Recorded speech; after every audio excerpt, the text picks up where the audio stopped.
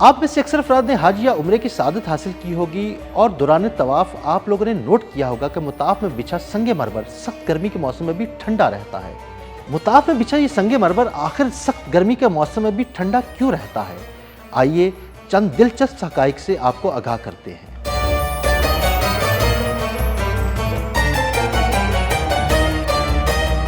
مکہ مکرمہ کی تپتی دھوپ، ریت کے ذروں سے اٹھتی گرمی اور سورج کی شعاعیں جو زمین کو دہکا دیتی ہیں، لیکن انہی سخت حالات کے درمیان جب لاکھوں عاشقان رسول صلی اللہ علیہ وآلہ وسلم اور زائرین بیت اللہ کے گرد طواف میں مشغول ہوتے ہیں تو سخت گرمی کے موسم میں بھی ٹھنڈک اور سکون ان کے قدموں کو چھوتا ہے۔ یہ سکون ہے مسجد الحرام کے مطاف کے سنگ مرمر کی ٹھنڈک کا، جو شدید گرمی میں بھی زائرین کے پاؤں جلانے کے بجائے ٹھنڈک کا احساس دلاتا ہے۔ جی ہاں، مسجد الحرام کے مطاف میں بچھا ہوا سنگ مرمر محض ایک عام پتھر نہیں بلکہ قدرتی حکمت اور جدید انجینئرنگ کا شاہکار ہے، اور یہ سب اس لیے تاکہ زائرین کو بیت اللہ میں عبادت کے دوران زیادہ سے زیادہ راحت میسر آ سکے۔ مطاف میں استعمال ہونے والا سنگ مرمر خاص معیار کا قدرتی ماربل ہے جو سرد پہاڑی علاقوں سے حاصل کیا گیا ہے۔ اس کی سب سے نمایاں خصوصیت یہ ہے کہ یہ حرارت کو کم جذب کرتا ہے۔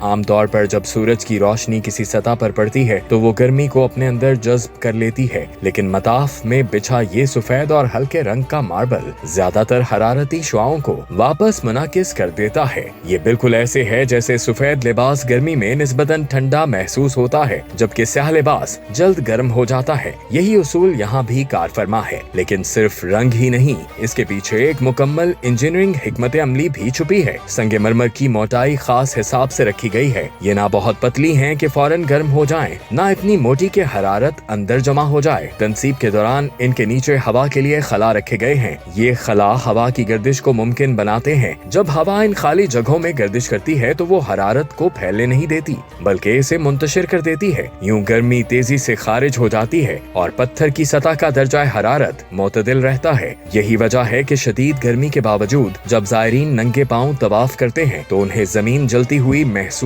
نہیں ہوتی۔ یہ محض ایک سائنسی تدبیر نہیں، یہ اللہ کے گھر کی خدمت کا ایک عملی اظہار ہے۔